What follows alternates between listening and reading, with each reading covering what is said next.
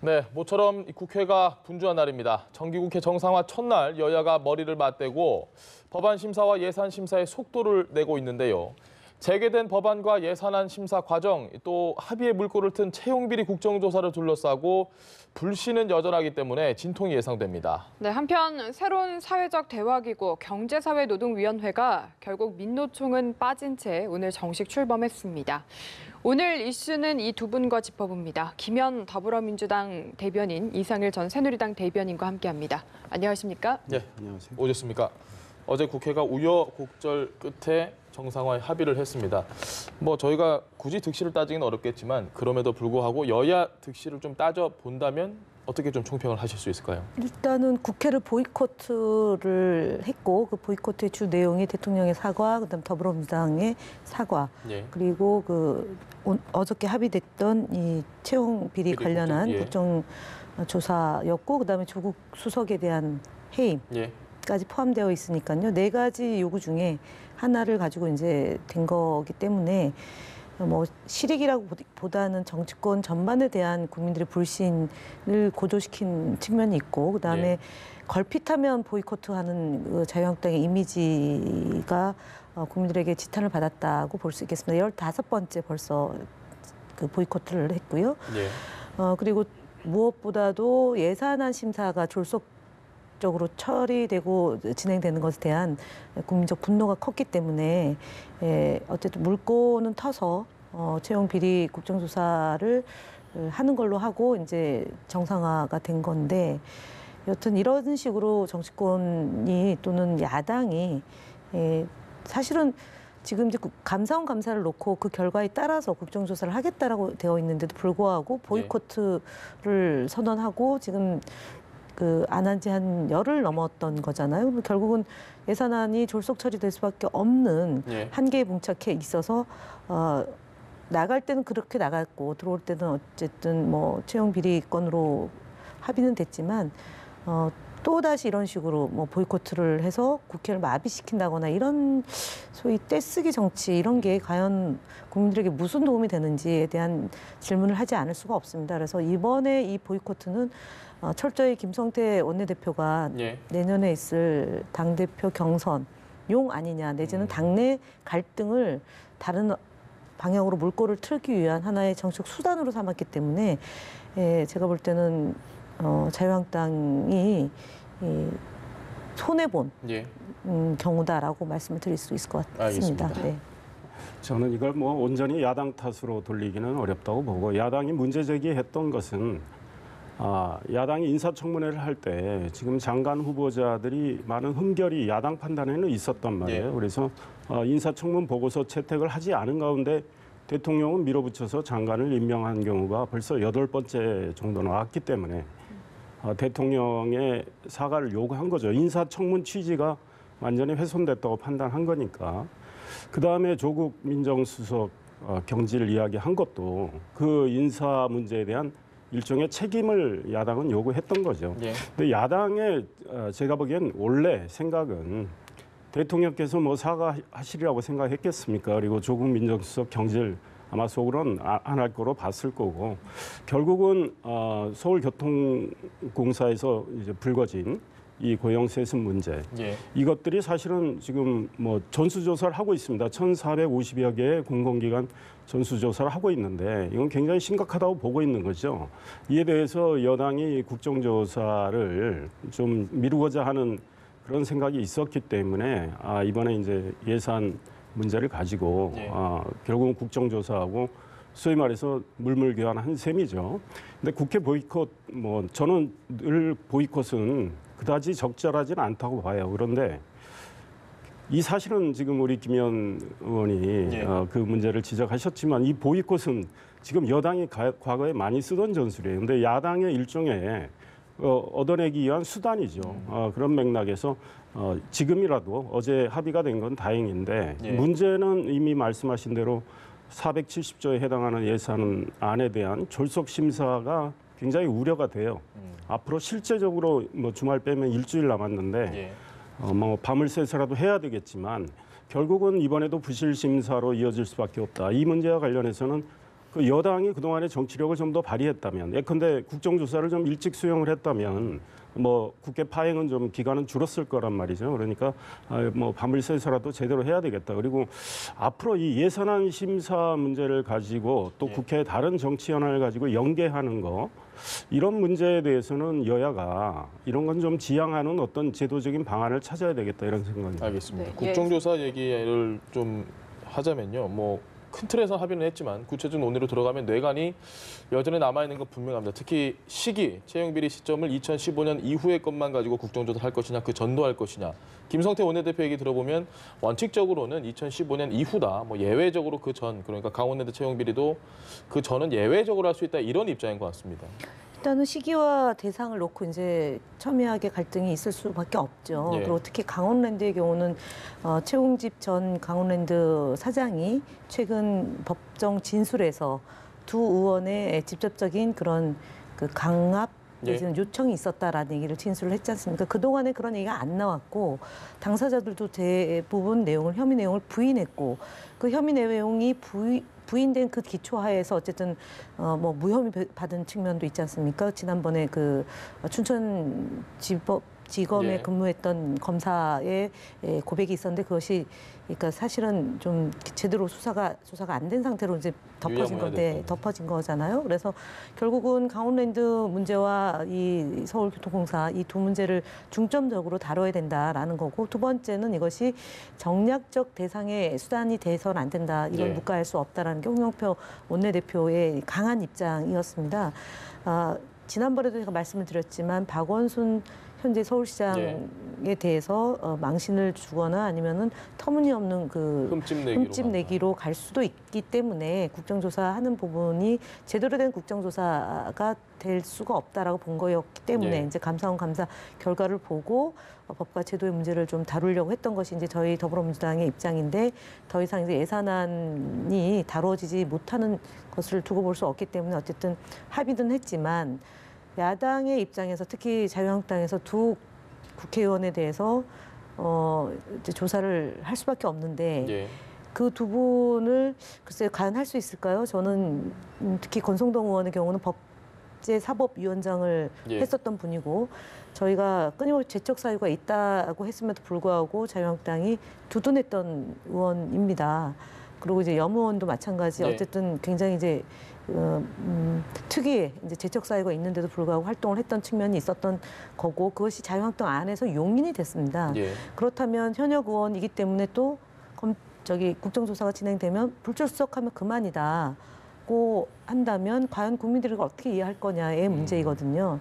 그래서 결국 그것이 대상을 놓고 시기를 놓고 논의를 하다 보면은 또 몇 번의 공전이 있을 수밖에 없는 것 아니냐라는 거고요. 그 과정에서 이제 감사원 감사 결과가 나와서 서울교통공사 지금 저희가 뭐 조직적이고 권력이 개입된 채용 비리가 없다라고, 사실상 없다라고 지금 보고 있기 때문에 당은 그 과정에서 결국은 뭐 현재 시장을 망신 주기 위함이다. 내지는 교통공사 안의 문제, 그 교통공사 안에서 이제 그 정규직 직원들이 또 소송을 제기했는데 오늘 그 소송이 각하되지 않았습니까? 그러니까 무기계약직과 비정규직에서 정규직으로 전환할 때 기존의 정규직 직원들이 반발했던 측면도 있기 때문에 굉장히 복잡한 사안입니다. 그래서 이것을 이제 다만 저희가 우려하는 것이 비정규직을 정규직으로 전환하는 그런 정책 기조를 또 뒤흔들려고 하는 또 야당의 정략이 있을 수도 있기 때문에 어쨌든 논의 과정을 지켜봐야 되지만,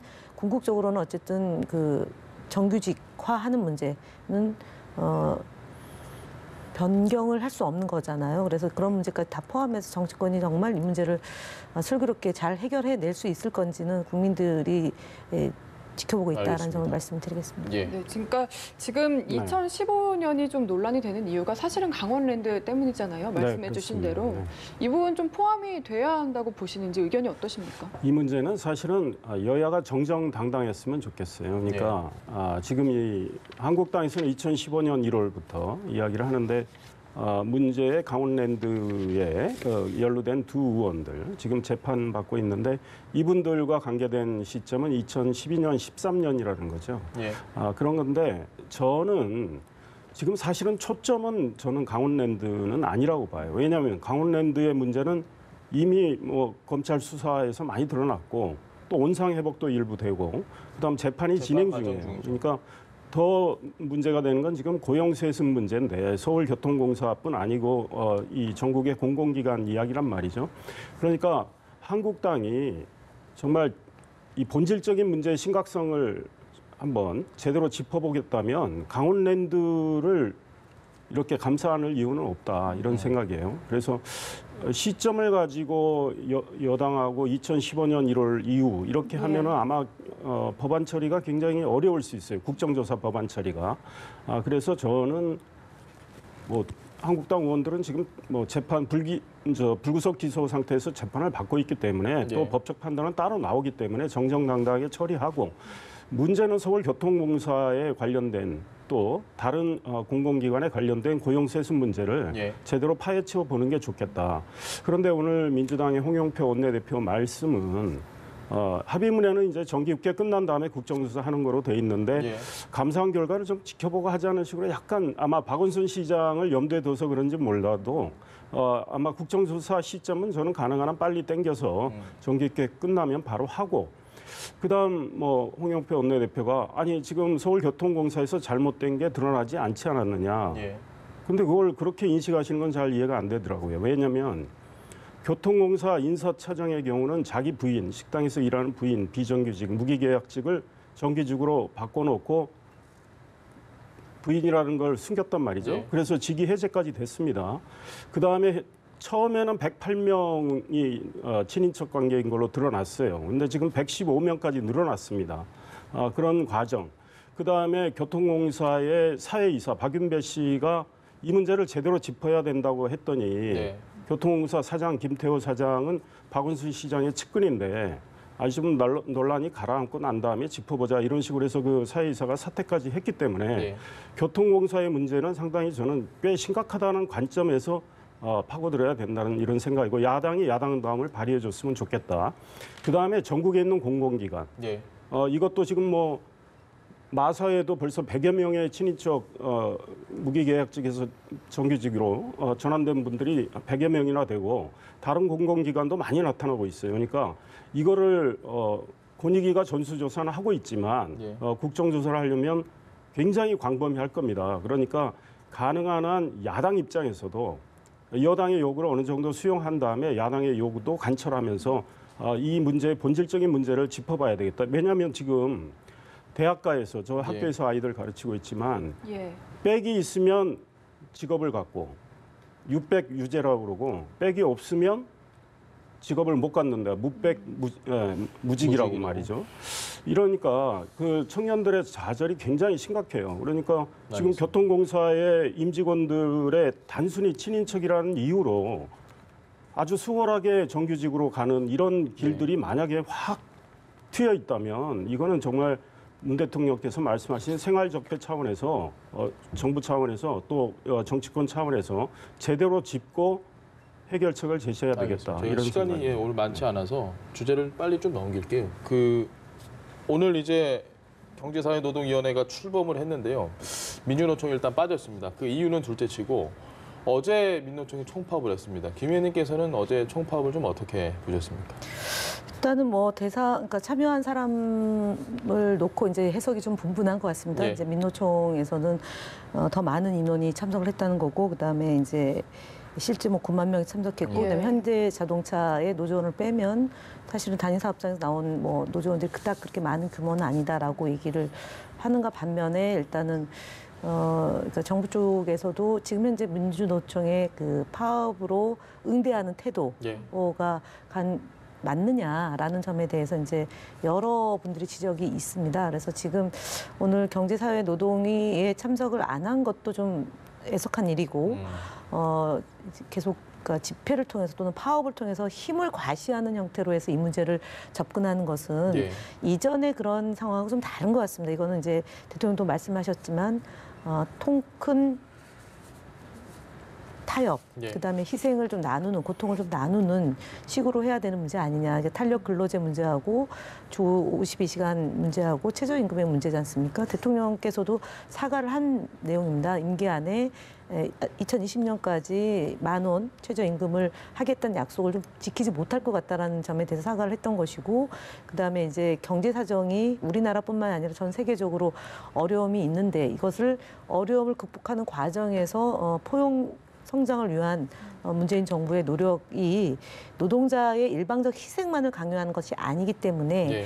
어쨌든 경제 사회의 그 경사 노위를 통해서 이제 머리를 맞대서 논의하자고 얘기를 하는 겁니다. 그래서 기존의 파업, 그러니까 이제 단위 사업장의 임금 체불의 문제라든가 아니면은 노동 조건의 문제가 있어서 파업하던 그 시기와는 좀 다르게 정부는 공약을 지키기 위한 노력을 하는 것이고, 다만 여러 단위에서 이제 소상공인이나 이런 분들이 어려움을 호소하니까 이것을 조금 더 유예하는 방법이 어떻겠느냐, 내지는 2020년까지는 못하겠지만 임기 안에 최저임금을 지키는 노력을 최대한 하기 위한 노력들을 하고 있기 때문에 지금 저 같은 그 민주노총의 파업, 뭐 총파업 이런 식으로 가는 것은 국민들이 볼 때도 좀 납득하기는 어렵지 않을까? 쉽진 않겠다라고 조심스럽게 말씀드릴 수 있겠습니다. 알겠습니다. 네, 저희가 지금 민노총 이야기하고 있는데 바른미래당 하태경 의원이 좀 의혹을 제기를 했잖아요. 채용비리 의혹, 고용 세습 의혹을 제기를 했는데 좀 역시 이것에 대해서도 시선이 좋지만은 않은 것 같아요. 그렇습니다. 지금 하태경 의원 공개한 걸 보면 그 명단을 다 나와 있어요.